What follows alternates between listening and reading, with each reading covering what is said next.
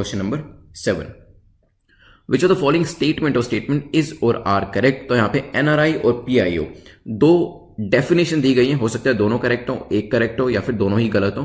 तो एनआरआई के बारे में कहा है, an Indian citizen who is ordinarily residing outside India holds an Indian passport. तो एक इंडियन सिटीजन जो कि इंडिया के बाहर रिसाइड कर रहा है और उसके पास एक इंडिया का पासपोर्ट है, हो सकता है। देन सेकेंड है PIO, that is people of Indian origin, a person who और whose any of ancestor was an Indian national. तो चाहे वो खुद इंडियन नेशनल हो या फिर उसके एंसेस्टर्स जो उसके पूर्वज है वो इंडियन नेशनल्स हो, and who is presently holding another country citizenship, और प्रेजेंटली उसके पास किसी दूसरी कंट्री की सिटीजनशिप है या नेशनैलिटी है और उसके पास एक फॉरेन पासपोर्ट है, ये भी हो सकता है। तो पीआईओ की डेफिनेशन यहां पे आपको दो पेयर दिए गए हैं, दोनों को मैच करना है। क्या एनआरआई की डेफिनेशन सही है? What about PIO? वीडियो को पॉज करिए, सोचिए, फिर इसको डिस्कस करते हैं।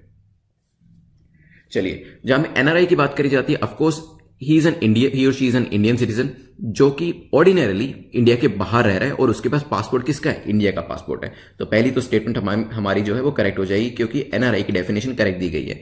पीपल ऑफ इंडियन ओरिजिन की बात करते हैं तो इसमें बिल्कुल सही कहा गया कि ऐसे लोग या तो वो खुद इंडियन हो या उसके एंसेस्टर्स जो है वो इंडियन हो और जिनके पास दूसरी किसी कंट्री की सिटीजनशिप है या फिर दूसरी कंट्री की वो नेशनल है और उनके पास पासपोर्ट भी जो है वो फॉरेन पासपोर्ट है, दैट इज दूसरी कंट्री का। तो ये जो पीआईओ की डेफिनेशन है ये भी सही है, राइट। तो बेसिक डिफरेंस एनआरआई के और पीआईओ में यही है कि एनआरआई के पास इंडियन पासपोर्ट है और वो इंडियन सिटीजन है, और पीआईओ जो है किसी दूसरी कंट्री का, जो पासपोर्ट भी उसके पास दूसरी कंट्री का है और सिटीजनशिप भी दूसरी कंट्री की है।